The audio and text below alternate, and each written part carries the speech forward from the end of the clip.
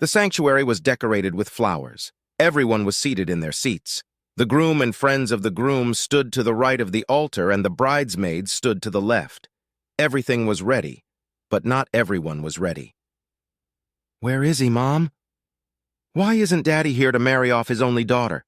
"I don't know, Teresa. Hold on. I just got a text message from him." The hopeful look with which she opened the message soon dissolved. "What's he saying, Mom?" "An unavoidable delay. Have the wedding without me." "What? That's all he said? No explanation?" "No, darling, we have to go ahead with the wedding. Nicholas and I have spent too much money to waste." "But who's going to walk me down the aisle? It's ridiculous to go alone. Wait, what about Gordon? You don't want people to know he's your birth father, do you?" "Well, if you don't mind everyone knowing he's been your lover since he knocked you up. Now is not the time to argue. I'll have your Uncle Frank do it." "Ugh, damn, looks like we don't have a choice." Nora entered the sanctuary and took Frank back to the locker room. "Frank, you're going to have to walk Teresa down the aisle. Nick can't make it." "What? Why me? Why not? We don't have time to argue. Go, go, go." Nora was seated up front, and soon afterward the crowd stood as the bride and her Uncle Frank made their way down the middle aisle of the church. Frank had a little trouble asking, "Who is giving this woman in marriage?" Finally he stammered and said, "Her mother and my son-in-law." The service went on, and everyone was wondering where Nick was. When they reached the ring exchange ceremony, a man walked down the aisle with several large manila folders under his arm. Silence reigned in the room. Standing in front of Nora, he held out one of the folders to her. "Nora Dexter, you have been served with a petition for divorce on the grounds of adultery. It is alleged that you had a long-term affair." She was handed one of the envelopes. Nora stood there in shock. The man walked back down the aisle and stopped halfway down. He turned to his right and said, "Gordon Black, you are charged with the following: alienation of affection, 18 years of alimony, and a bill for your daughter's wedding expenses." Handing him the folders, the man walked out. Gordon's wife slapped Gordon in the face and left. At that moment, the wedding died. People left making snide remarks along the way. After a while, only Nora and Gordon remained. Gordon said, "I guess now we don't have to worry about Nick finding out. Do you think your wife will divorce you? Only if the sun comes up tomorrow morning. Will you need a place to stay tonight? I probably don't want to go home right now." "Well, you can come with me then. Everyone knows about us anyway. I've got some good bourbon to get drunk on." They got to Nora and Nick's house and found it surrounded by fire trucks. Gordon approached the crew chief. "Definitely arson. Heavy use of accelerant, probably gasoline." Gordon went back to Nora. "Nick burned everything. Let's go to a hotel. Let's go to a hotel that people who were at the wedding wouldn't go to." "That's a good idea." Nora went to get a room for Gordon and herself. Her credit card was declined. Gordon gave them his, and it worked out. Nora tried to call Nick about the card, but when she called, she was told, "This number is no longer in service." She sighed and said, "Scorched earth." For good reason, Gordon and Nora were not motivated to have sex. The only time in 20 years they didn't have sex was barely outside the hotel room door. "So, Nora, what do we do?" "I need to go to the computers in the hotel business center and see if Nick has taken all our money." She did, and he did. "Gordon, I'm broke until I can get my half of the money back. Check to see if you have any more money." He did, and he did have the money. "I should probably withdraw a large sum before my wife takes it." Gordon managed to withdraw $10,000 before his account was frozen. "Gordon, I think we're both going to need lawyers. Right now I want to get drunk." "I agree." Gordon and Nora got drunk and passed out on the bed, fully clothed. They came downstairs for breakfast in crumpled clothes. "Nora, do you have a place to stay? I'm going to call Candace and see where I stand. I may have to stay somewhere else, too. Just hope she doesn't say she never wants to see me again." "Good luck. I will ask my daughter if I can stay with her. Right now, I need to go to Walmart and get some clothes and toiletries. What are you going to pay for them with?" "I forgot. Gordon, can I borrow some money from you?" "Sure." Gordon drove her to the church where her car had been left. That one was gone. Nick had a spare key and could have just driven away in it. Now Gordon had to take her to Walmart and wait while she shopped. He informed Nora that Candace had given him permission to come home, at least long enough to pack some things. Nora called her daughter. "Teresa, it's your mom." "Mom, how could he?" I thought Daddy loved me. He may have ruined my marriage. Johnny won't talk to me now. What am I going to do? I don't know. I know I need a place to stay. Can I stay with you for a while? Why don't you come home, or did your stubborn father kick you out? No, he burned me out. What? Yeah, he burned down our house. He's probably going to get arrested for arson. Dad burned down our house. He'd have to be awfully evil to do that. That's an understatement. I think you can stay at my place, but if Johnny calls and wants to come back, you'll leave. It's a deal. I'll be right over. Oh, can't you pick me up?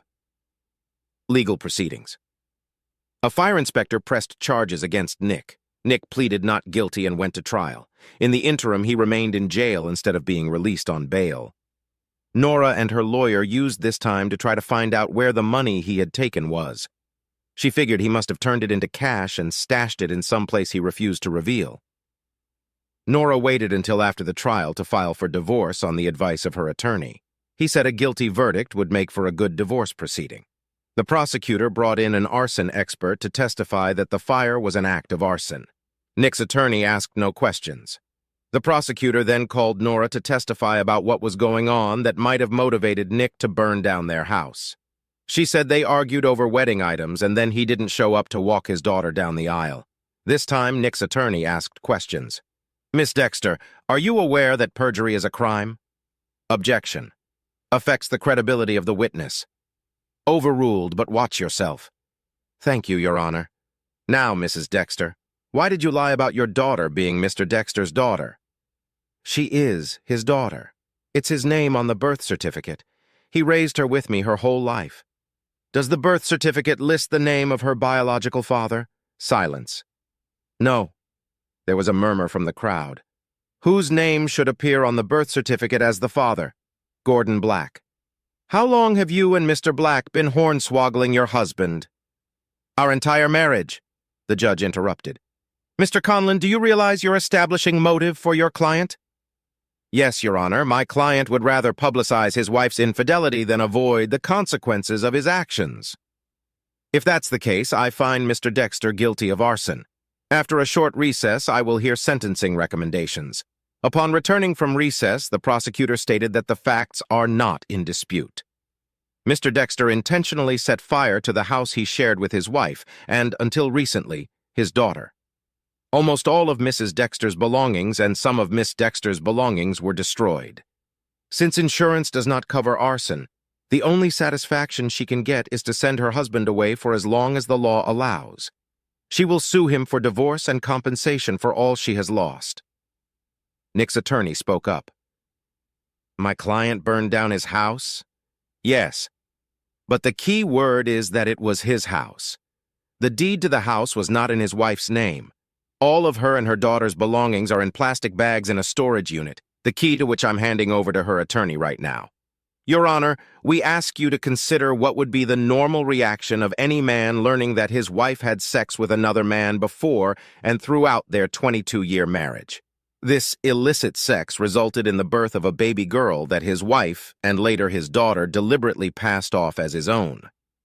Their divorce and related litigation will decide the equitable division of property, but since there is no substantial loss of property on Mrs. Dexter's part, we believe Mr. Dexter should receive the minimum penalty. As he left, Nick said to Nora, "See you in divorce court." Divorce. Coming into the divorce hearing, Nick looked good. He had been working out, and it had helped him lose pounds and tone his muscles. Nora, on the other hand, looked terrible.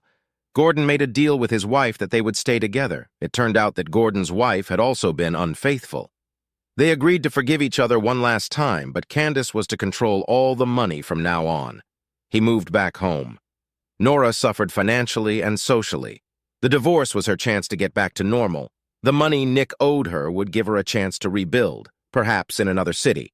Your Honor, Mrs. Dexter is demanding half of all assets that were in their accounts based on a list of all assets from 6 months ago. She's demanding half of what Mr. Dexter made from the sale of the land on which their house stood. In addition, she is demanding alimony of $2,000 a month for 5 years. Mr. Stevens? My client was cheated on by his wife and her lover for over 20 years. My client was led to believe that the child his wife gave birth to was his. He loved that child and had been an exceptionally good father for over 18 years. It wasn't until he overheard a conversation between his wife and daughter the day before their wedding that he learned that his wife had been tooting his horn for his entire marriage. "We have the tape for replay." Objection. Neither my client nor her daughter authorized the recording. "This isn't criminal court. Family court has more lenient rules. I'd like to hear the tape." "Yes, Your Honor." The tape. "Mom, you know what would be cool for the wedding?" "Honey, we're already over budget." "It's not going to cost anything." "Okay, what would be cool?" "If both of my dads walked me down the aisle, Gordon and Nick." She giggled. "Are you out of your fucking mind? I spent 20 years carefully making sure Nick never found out. Even poor, gullible, ignorant Nick might guess if you did. No, it's too big a risk. If the risk of sleeping with Gordon for over 20 years is worth it, why not just dump Dad for Gordon?" "Because your dad is a wonderful husband and father. He's the everyday man I want to come home to. Gordon, on the other hand, is the man who comes around every once in a while to give me sex. It's simple. I like Nick for marriage and Gordon for sex. That's not to say your dad's bad in bed, but Gordon's great. I've always wanted them both. I don't even know which one I'd choose if I had to. I wish I could tell my girlfriends that my real dad is Gordon. They all think Nick's a nerd." The tape stopped. The judge ruled that the wife would get an equal division of property, but reduced the child support to $1,000 a month and only for 3 years. Nick agreed. He had just received $250,000 from Gordon to settle all 3 lawsuits against him. He took that money to buy a condo near his work. A few months later. "Dad? Sorry, Teresa, Gordon's not here. Dad, you know you're the only real father I ever had. Gordon was just Mom's sex toy. How long have you known I'm not your father?" "Not until the trial, like everyone else." "Your mom didn't tell you about the divorce hearing?" "Yeah, she got half the assets and some alimony." "Did she tell you about the tape?" "What tape?" "The one I made the week before the wedding between you and your mother, where you asked Gordon and me to walk you down the aisle." "Oh, shit. Whatever I said, I didn't mean it. I was just joking with my mom. Gordon means nothing to me." "Well, you just admitted you lied to me. You've known about Gordon for a long time and you never told me. My mom would kill me if I told you. You can't blame me for that." "Yes, I can. Luckily, chronologically, you're an adult. From now on, I'm not responsible for anything you do, father or not. You're still gonna pay for college for me, right? You promised." "I'm sorry. You lied to me and I lied to you." "Dad, don't hang up. Dad!" At the coffee shop. "Do you mind if I sit next to you, Nick?" Are you here by accident or on purpose?" "On purpose. I wanted to talk to you after we both calmed down." "So, Nora, do you think I've calmed down?" "I hope so. I wanted to give myself a chance to say I'm sorry, truly sorry. The sex with Gordon was good, but it wasn't worth our marriage. We got away with it for so long that I took you for granted. What I miss most about our marriage is the friendship. I miss being able to talk to you, especially when we're cozying up on the couch. You were my best friend in addition to being my husband. I valued both. Nick, isn't there a chance we can go back to being just friends? You still mean a lot to me." "I'm surprised. No requests for money? No requests to forgive our daughter? No anything?" "Sorry to disappoint you, but no. It's hard to live with someone for over 20 years and just abruptly break up with them. Despite our divorce, I never stopped caring about you. If you want, we can meet at Starbucks or some other neutral place if you're willing to meet me." "Maybe. The exasperation isn't as strong as it was when I first found out. This may surprise you, but I also miss the times when we just talked. You're a smart woman with good ideas. I think we could try at the very least. I mean, we can always stop if we want to. Tuesday night works for me. Besides talking, I'll never get tired of reminding you how worthless you thought I was in bed." Nick smiled. "You know very well that I loved you and I enjoyed our sex life. Let's not talk about that anymore. When we meet, it should be off the list of topics. Tuesdays work for me, too." For several months, the Tuesday meetings went well.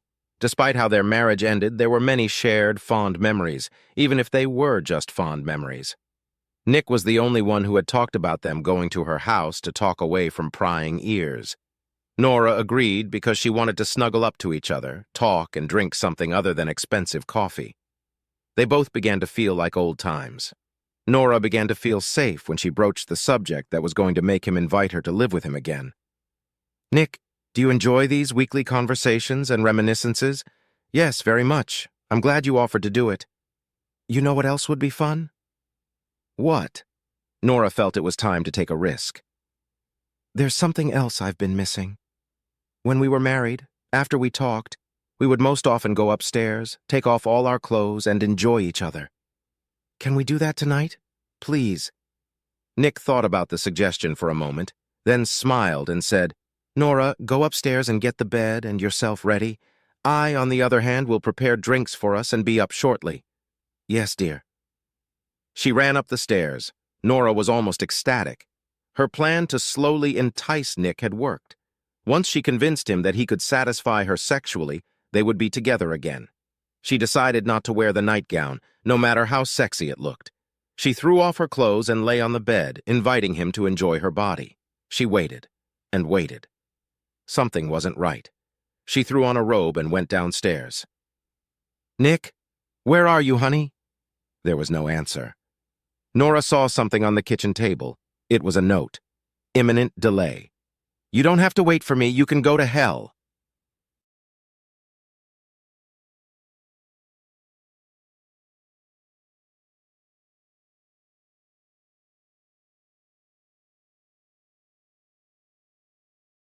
"Hi, sweetie. I'm glad you're home." Oh, things were looking up. I had the crappiest day ever. I spilled coffee on my pants at breakfast and had to change before work. As I was changing, I noticed my shirt was stained too, and I had to take the time to change it and add another tie. So I went to work late, which resulted in me driving a little too fast, which resulted in me getting a speeding ticket in a school zone. I don't know about where you live and work, but here it's like driving past a school bus with your headlights on. $1,000 fine. Of course, that meant another delay while the cop checked my license, registration, and insurance and impounded my car for unpaid fines. I didn't remember any unpaid fines. It had to be my wife. She liked my car for shopping trips because it had a bigger trunk. After the policeman finished his lecture, I arrived at work and found my boss angry that I had missed the weekly production meeting. After an hour of him scolding my ass, me giving him a personal report on production in my department, and me kissing his ass, he fired me. Turns out some young pretty boy sold him a flyer on how to run my department better, and my skipping the meeting was the last straw.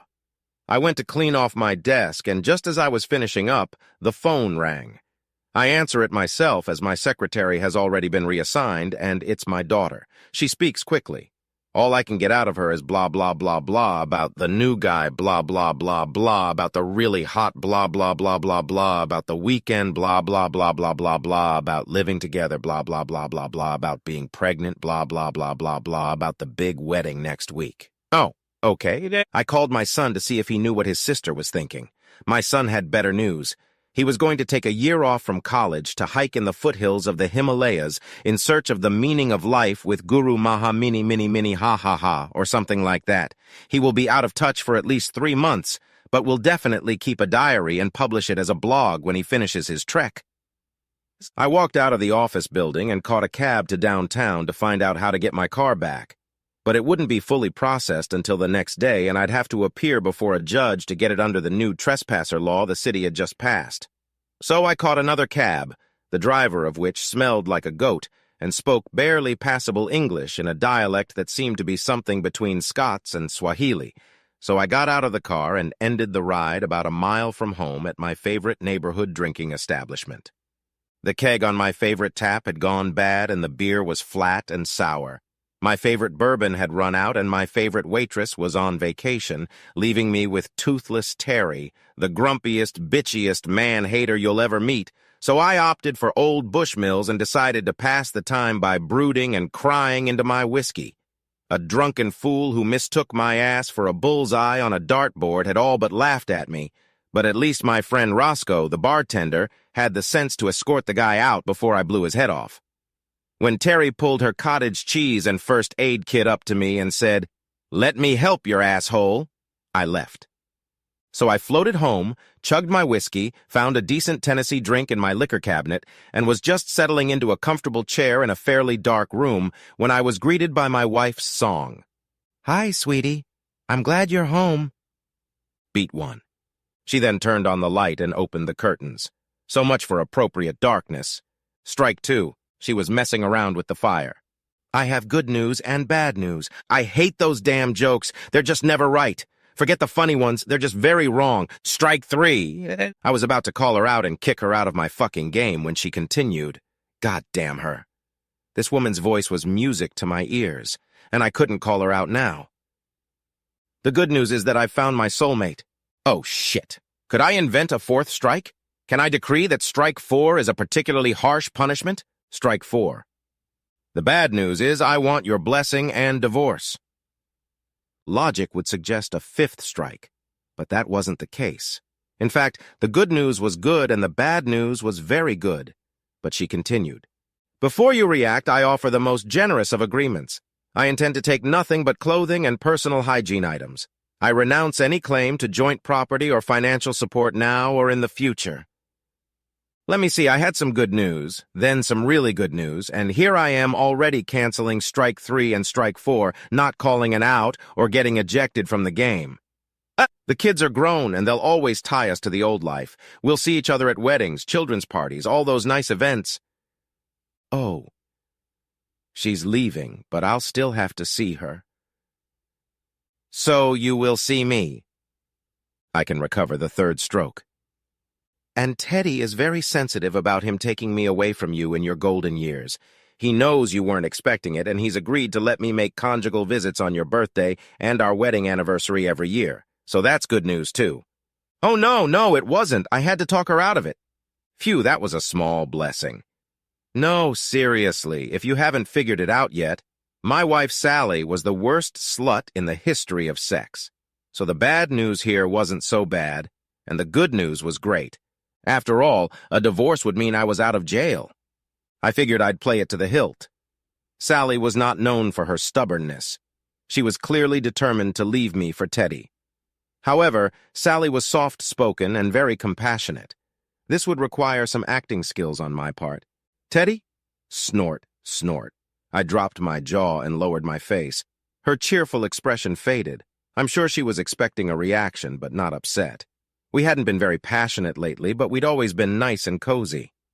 Perhaps she was expecting anger or stoicism, but both were part of my normal set of emotional reactions. Teddy Worth-Atten from the country club?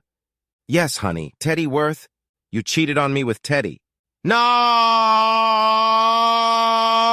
We did not cheat on you. We purposely abstained from sex until after you and I were divorced. I made a vow to you that I intend to keep. Okay. They didn't have sex. Oh, yeah, I believed Sally. She'd always been painfully honest, and I'm pretty sure there was something in her brain that made lying impossible for her. That meant that Teddy would remain in the dark about what a badass Sally was, and he can't wait to get a taste of her goodies. Yeah, I could definitely play on that. But then again, you also swore as long as we're both alive. I've been counting on that for all of my 25 years.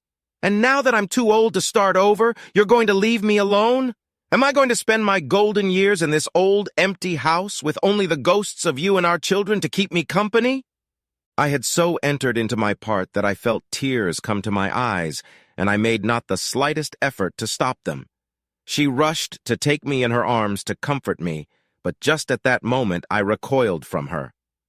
Stop it! Just stop! Don't touch me! You think you can break my heart and comfort me in any way? It's like pouring salt on the wounds. And these conjugal visits of yours? I've loved you all my life like no other. I'd walk through fire for you, and you do this to me? Amazing, darling. You're going to spend the rest of your life broken and alone. Thank you, Sally. Thank you so much. Now at least leave me with my dignity and go with your meager comfort and your twice-a-year merciful sex sessions. I have everything, so I'll steal your wife just for the fun of it. Teddy Worth-A-Lot. Leave me here to try and find something to do. Oh, honey, you have so much to do. You've got a great job, beautiful vintage cars. Beautiful. That set off a howl from me. I recounted how I'd been pulled over for speeding, had my vintage Eldorado impounded because of fines, and then got fired before she delivered her good news. By the time I was done, she was in tears and, sobbing, ran out of the house. She made it to the driveway. There was a brand new Jaguar parked there. She got into it, but it did not drive away. After a while, she got out again and brought Teddy Worthalot into my house. She let him speak. Jim, I'm so sorry. This wasn't planned. But for the past few months, Sally and I have been spending a lot of time together, working on various community and charity projects. We've become close. Over work lunches and parties, we found that we had many common interests, and a strong emotional connection developed between us. We dated on social media for about a month, I can't lie, but we didn't do much more than hold hands and occasionally exchange chaste kisses. When we decided to pursue an exclusive relationship, we hoped to spare you the pain. Sally thought you would react calmly and eventually agree to what she wanted out of the rest of her life. We didn't expect you to take it so hard. Nevertheless, we both really want to realize this dream, so I'm willing to make things easier for you in exchange for your acceptance of the inevitable. I've spent my whole life trying not to flaunt my wealth and trying to use it to make the world a better place, so it's very strange to me that you think of me as Sally. How did he put it? Mister, I have everything, so I'm stealing your wife just for the fun of it, Teddy Worthalot. Yes, quite painful, but I understand you. So in return for your understanding, I am prepared to offer you some very pleasant compensations. First, I am on the board of directors of your company. We'll hold our monthly meeting on Friday. Prior to that meeting, the law firm of Cox & Coles will send a representative to the chairman with a wrongful termination suit for age discrimination against the company and your former boss. I'll make sure you are handsomely compensated for your losses in the form of an extremely attractive golden parachute, partially funded by a severe pay cut for both your former boss and the little toad he hired to replace you. A good start, I thought. Just gotta forget about inventing the fourth strike. Further, I cannot replace the loss of your wife in your golden years, as she is, as you put it. I can, however, offer you ways to attract sufficient female society, both long and short-term, as you wish. I have a home in the harbor with a lovely 4-bedroom apartment, a 50-foot dock, and a yacht club membership. It's yours at no cost, with 15 years' worth of membership dues prepaid. Strike 3, strike 3. I'll pay your parking tickets and get your car out of the impound lot.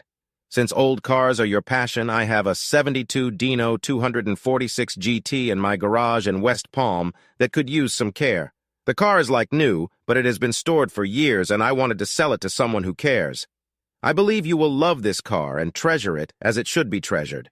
Although you are not a woman like Sally, driving it around classic car meets on a sunny summer day will make you look very sexy, and maybe it will help you find someone to fill the void that Sally will leave behind. Yes, Teddy did have money, and he wasn't afraid to use it. I had to be careful not to hint that he was buying my wife. I was actually pleased with how far he'd gotten and didn't want to mess it up. Second strike? What second strike? I never said it was a second strike, did I? Next, I have a small townhouse in New Hampshire. I bought it for my son when he was learning to ski, but it didn't last long and no one ever used it. I know you like to ski, and this place is very nice. It has a maid service, and I'll even leave the Jeep in the garage. Sorry, it's a new Jeep, and I know you like classic cars, but it's very reliable in freezing temperatures and even in very deep snow, so I think you'll like it. You like skiing? Hell, I did, but Sally didn't. So we rarely went there and never for longer than a day or two. So, money, a condo on the water, a condo on the slopes, a Jeep, a classic Ferrari, my caddy in the garage, and a significant financial settlement. The first blow is crossed out. But I had to keep my cool. I don't know. How can I accept this in exchange for the love of my life? That's very generous, Teddy, but we just don't have the money to replace Sally. You've won. Take her. I don't need compensation. Don't look at it as compensation. Look at it as our fault. We can't help but be in love. We want you to be happy too, so we want to ease your suffering. Ease my suffering? Wait till he fucks her. Damn, she turned me on to... Bad news. I'm leaving. I haven't stopped repeating my inner woo-hoo since. Great. I don't want to stand in the way of Sally's peace and contentment. Peace and contentment. Where the hell did I get that from? Just send me the papers. I'll sign them right away. Teddy pulled out his phone and turned away, talking to someone. Sally rushed toward me, squealing with delight. I stopped her. Please, Sally, no. I'm a little fragile right now. I'm afraid that hugging you will bring back the pain. Maybe sometime in the future, but right now, I repeat, give me my dignity. For your sake and for the sake of living in love with you, I'm going to humble myself and let you go. If you don't need me anymore, I still want you to be happy. Oh, sweetie, it's not that I don't want you. In fact, I'd like you to agree to my visits to your bed on special occasions. I still want to share a part of my life with you. I can't. It's going to hurt a lot when you leave. It's better to break it off and remember the good times. So there I was, still playing the brave martyr. The brave, soon-to-be rich, retired, and lonely martyr. Just give me one more promise. What, my love? Stay my wife until the divorce is final. Would it mean much if you honored our fidelity until it's official? Will you do something for me? I was pretty sure Teddy was planning to turn on my beautiful, now-deceased wife as soon as they left. Heck, he was wearing Armani and she was wearing a 9, and they were probably going to go into town to celebrate. But I know Sally. Always honest, always compassionate, always truthful. Well, almost true. She may not have slept with him, but the kind of intimacy that takes a woman away from her husband is cheating too, only without the ecstasy. Wait, did I say without correctly? I should keep the whole metaphor French, so without the lesser mortals. I love that the French call ecstasy little death. It's that heart-stopping moment when nothing in your life matters except coming. Something I was looking forward to, and Teddy was going to find a less intense effect than the French label said. Teddy, don't give up hope. You really got fucked today, but not by Sally. There was a knock at the door. 2 gentlemen in suits came through the door and Teddy answered it. He actually had his own lawyer living on the next street over in the tradition of Lincoln's lawyer, with a laptop and printer in the back room, with pre-written divorce contracts and agreements ready to be filled out. They drove up while the paralegal notary typed, printed out the documents, and in a few minutes I was already signing the document terminating my marriage and the post-wedding dowry from her new fiancé. Yes, I said fiancé, because as soon as I put down my pen, he put a ring on her finger and popped the question. I guess he thought he'd made the final push, but he hadn't heard about my last words with Sally yet. As they were leaving the house, she told him about it. The last thing I heard from her as they left was, "Sweetie, I talked to Jim while you were on the phone with the lawyer. I promised him I wouldn't be unfaithful, so no relationship until the divorce is final, okay?" Then I heard his last word. "What?" And I moved on. The company received an obscene amount of money. I took my newfound wealth to Teddy. Then I went on a trip around the world. There were many lovely ladies on board, and I tried a few. They all conformed to the lovely French mortal. Heck, they were like that at all. I was away for the duration of a final divorce decree, anchored in the Mediterranean with the daughter of an Italian winemaker who was partial to vintage Ferraris. Sally's letter read, "It's over, Jim. The divorce is final. I don't regret loving you or our life with the kids. Thank you for that. And thank you for caring so much about Teddy and me. I appreciate that. But I regret losing you. I wanted all of this, but I couldn't have both of you at the same time. I will always love you." Teddy's letter was much less verbose, but no less emotional. It read, "Fuck you. I gave you the whole world for the worst sex in history." And so it was. 2 months later, my cruise ship docked in Florida. I stepped off the ship, grinning from ear to ear. The porter was rolling a cart full of my luggage and acquisitions after all those moms at sea. I was tanned. I was in shape after my daily trips to the fitness club. I felt like a stud after sampling the cuisine and women of dozens of cultures.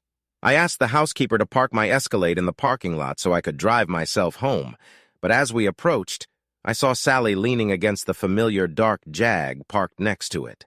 She smiled and stepped closer, trying not to scare me off with a hug. I told you she was sensitive. However, I had made tremendous progress in healing during the trip. I took her in my arms and hugged her. "It's good to see you, Sally." "It's good to see you too, Jim, and I really mean it. Cruz agrees with you." She squeezed my bicep and ran her hand over my pumped shoulders and chest. "Thanks, Sally, but why are you here?" She had the presence of mind to blush, since there really wasn't any good reason to meet with me. Our divorce was final, our kids were on their own, and she wasn't living in my house, so it couldn't be something mundane like a burst water pipe. "Jim, I'm going to be honest. I made the worst mistake of my life with Teddy.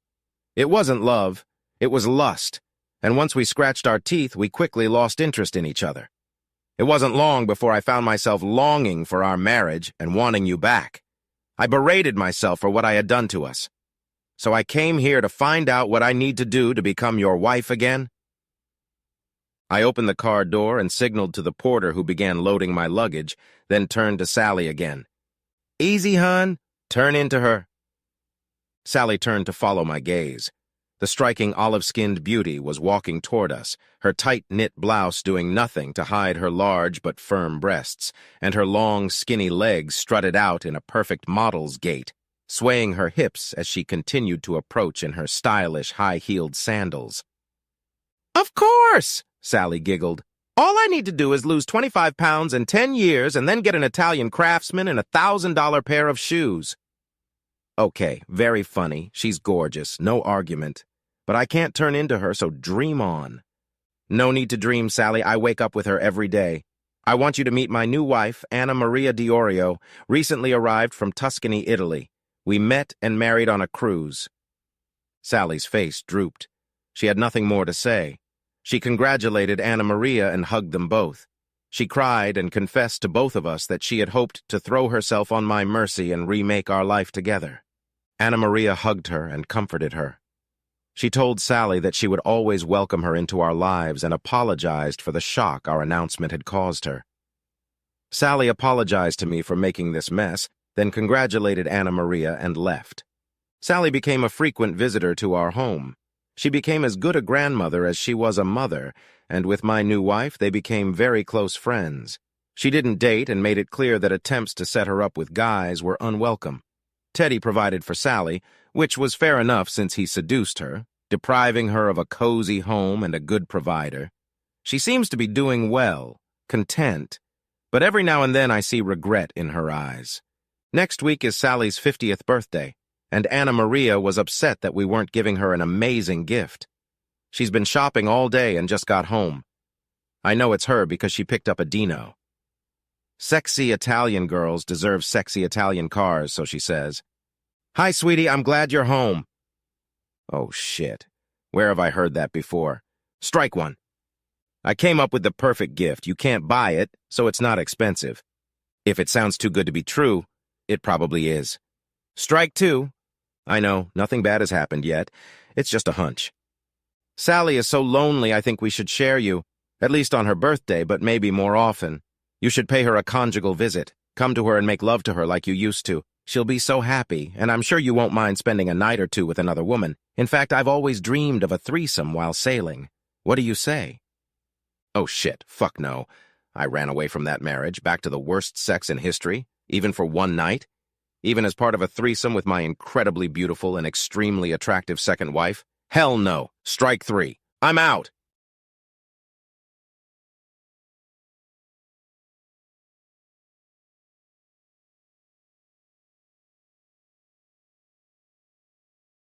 Can't I even eat my lunch in peace, Laura? I just want one more chance to talk you out of making a huge mistake, Dave. If you continue down this stupid path— Dave interrupted her. Do you really want to air our dirty laundry in public, Laura? Do the dozen or so people sitting within earshot really need to know our business? I don't care who can hear us, Dave. We could have done this quietly in my attorney's office many times over the last 6 months, but no. You refused, being so petulant and stubborn. And why the hell shouldn't I be mad at you for what you did to me? 12 years we were married, 12 fucking years.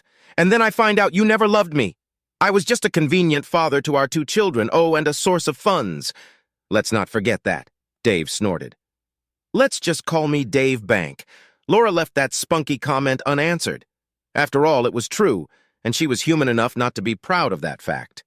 In the silence that followed, both parties thought to themselves. Dave's thoughts centered on the unspeakable nightmare his once happy life had become. One day he was sent home from work on sick leave just before lunch. Seeing Karen, Laura's friend, Karen's car in the driveway made him feel even worse. The woman never seemed to know when it was time to leave. Entering the house, he was greeted by the sounds of grunts and groans coming from upstairs. As he climbed the stairs, he saw Karen having a squealing Laura in their marital bed. Shock rendered him speechless for a moment or two. The silence didn't last long, and then he began to vent his rage only to be asked to wait downstairs by a clearly unrepentant but looking sad Laura and a smug Karen. I still find it hard to believe what you told me that day, Laura, that you had loved Karen since college and she was your only real soulmate. But you wanted children and needed someone to support you and them. You wanted to be a stay-at-home mom, and as you very kindly let me know, fucking Karen needed to supplement her meager income. God, I felt like such an asshole for not noticing that most of my hard-earned paycheck was going to support your girlfriend. You never loved me, did you, Laura? I was just a paternity donor and food stamps, wasn't I? No, don't just nod the hell off. Admit it. Make your own choices. I want you to look me in the eye and say it. Okay, Dave, I admit it. I only loved Karen. I only pursued you to have kids. You were the best candidate. The best candidate? You had your sights set on me? Who the hell were the other candidates? Dave muttered. Keith Davenport and Eric Jensen. Dave was stunned at how prosaic Laura was being. Keith? Eric? So why didn't you pick one of them? Why me? Keith and Eric were players. You're not. You've always been an honest and trusting guy, the kind of guy they say, you see what you see. You get what you get. Karen thought since you're so trusting, it'd be easier for us to get away with our deception. Well, she was right about that, Dave muttered sourly. Meet Dave, a con artist's dream. Or in your case, a con artist's dream. Yeah, it was. Look, I'm not particularly proud of what we've done, but you have to remember that when we got married, the world was a different place. Lesbians cohabiting and having children was strongly frowned upon. Dave raised an eyebrow, his expression sarcastic. Okay, I'll admit it. It wasn't just about society and wanting children. I wanted you to be able to provide me with a lifestyle that neither Karen nor I could ever afford. Laura lowered her eyes in shame. Dave raised his head in anger. What kind of imitator did you have? You always told me it could only be a way out. Laura blushed with embarrassment. Karen was punishing me, for what the hell? For sleeping with you the previous night. It was our anniversary, remember? She was jealous every time I slept with you. If you want to know the truth, I lied to her too, saying that you and I never made love. But I couldn't do that to you honestly. It was bad enough that you didn't have the life you thought you had. Turning you into a eunuch was just unbearable for my conscience. So I screwed over Karen. I was so tired that day that I went straight back to bed after taking the kids to school. Karen walked in and smelled that we had sex.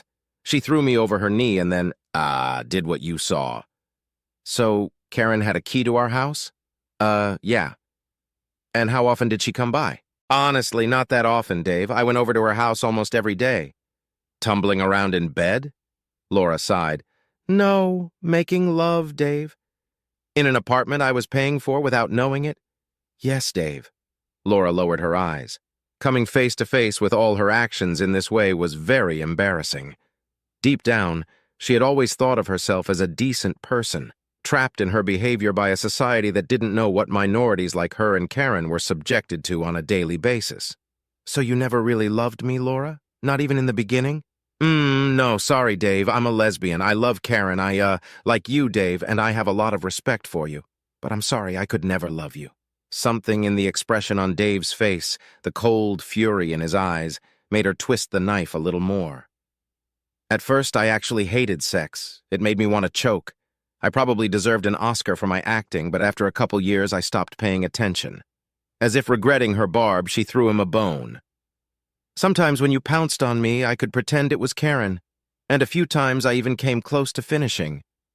Respect, huh? Our whole damn life was just a scam orchestrated by you and your carpet-eating, meat-eating buddy.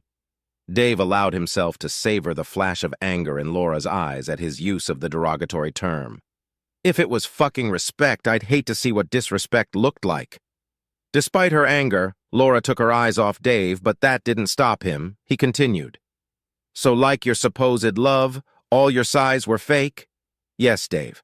And all those times you shut me down for weeks or months, pretending you had a yeast infection or some other mysterious illness? I'm sorry, Dave. Karen was jealous. You're unbelievable, Laura. That was the final insult to Laura. Yes, she felt guilty as hell, but her anger, which had been simmering throughout their conversation, flared up again like a tidal wave. Just shut the hell up, Dave. Court resumes in less than 15 minutes, and I want to get a message to your stupid head before we have to go back." Dave threw up his hands in surrender, forgetting his lunch. "So what do you want, Laura?" "I want things to go back to the way they've always been, Dave.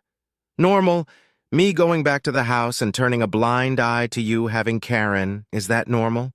Pretending in front of our sons that we have a normal marriage just like other parents? Where their old man gets a pity party now and then? Well, no, Dave. Now that you know, we'll stop pretending I like heterosexual sex. You can move into the spare room and Karen can move in with me." "No way in hell, Laura. What kind of wuss do you take me for?" "You don't have a choice, Dave. What's that joke you always tell?" "Oh, that's right. If you've got a mothball in one hand and a mothball in the other, what have you got? A bloody big moth that will do whatever you tell it to do. That's you, Dave. You have no choice at all." Laura smiled. "That wasn't nice. Sorry, I'll rephrase that. You have exactly two choices. Live a normal life, well, almost normal. Live with your kids. I'll be banned, but everything else will be exactly the same as before. Or march down the road to the courthouse, make an ass of yourself, and see how it ends." Laura didn't wait for Dave to answer. "We got Judge Reynolds for crying out loud. Karen says he's been working there for 20 years and he's got a collection of male organs on his office wall so big you can barely fit through the door. He's never once in his entire career sided with the husband, no matter what the wife did. He'll give me the house and you'll pay all the utilities. He's going to make you put me on your insurance and you're going to pay all the deductibles. And I'll tell you right now, Dave, they're going to be very painful. I've never worked, so he's going to assign me child support that will equal the GDP of a third world country, and all the while you'll be living in a shoebox at the county dump, wishing you had enough money to afford macaroni and cheese." By now, Laura's face was red with anger. Dave bowed his head, looking down at the table, a picture of defeat. Glancing at her watch, Laura decided to play her ace. "What about your boys, Dave? Your precious sons? You'll be allowed to see them for one weekend a month as the court decides. But you know what, Dave? They'll be cheering that weekend, or playing soccer, or any of 1,000 other reasons I feel it my duty to invent." Laura stopped and took a couple of deep breaths before continuing.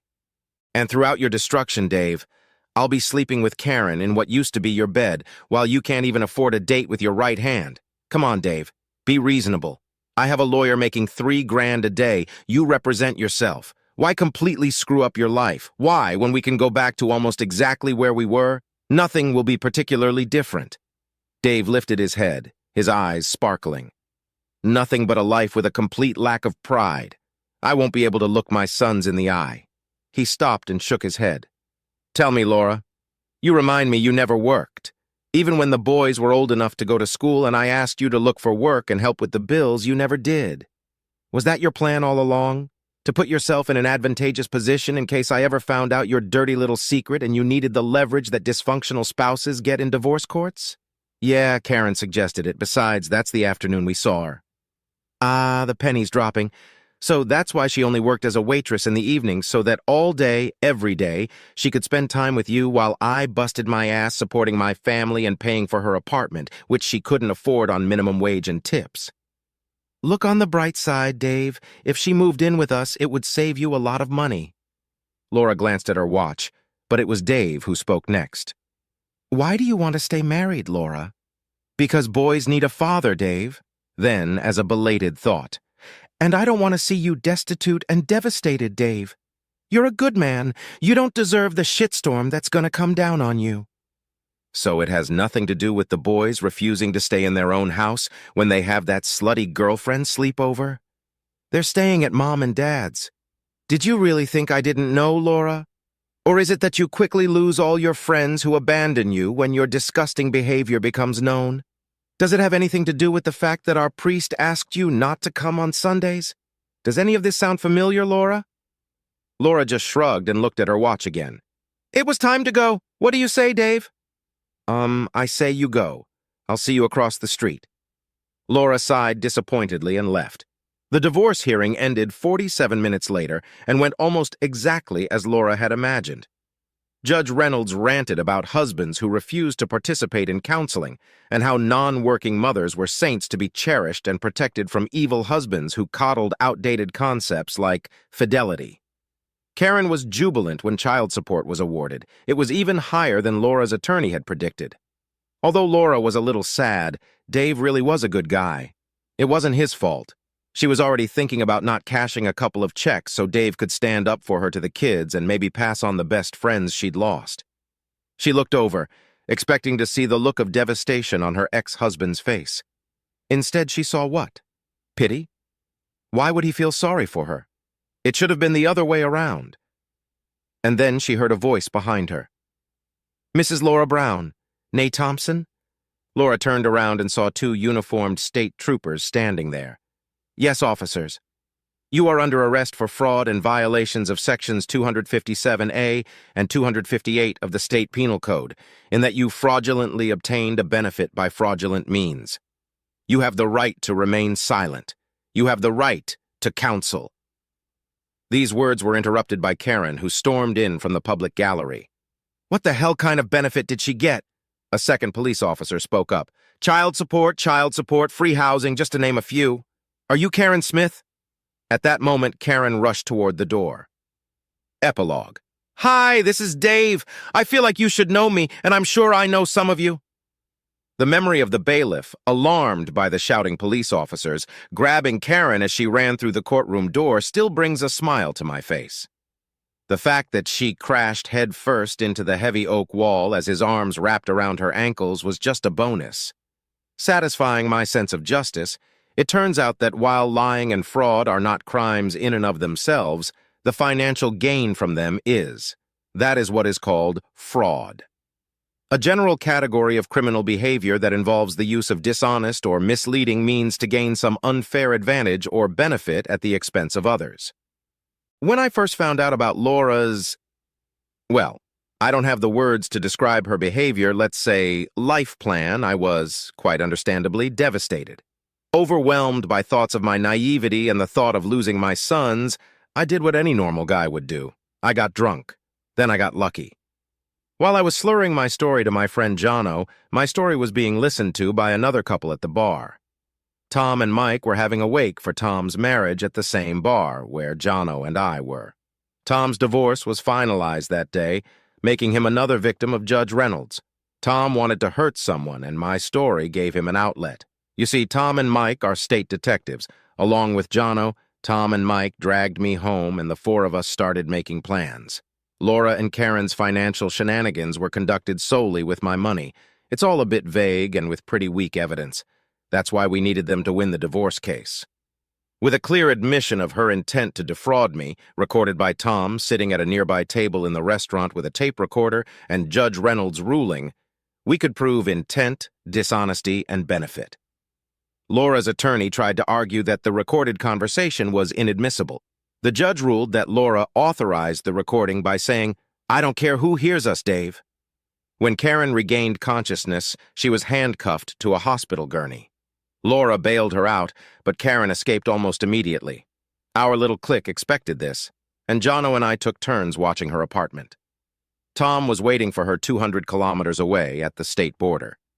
Karen was detained pending trial. Laura exploded when she heard of Karen's betrayal.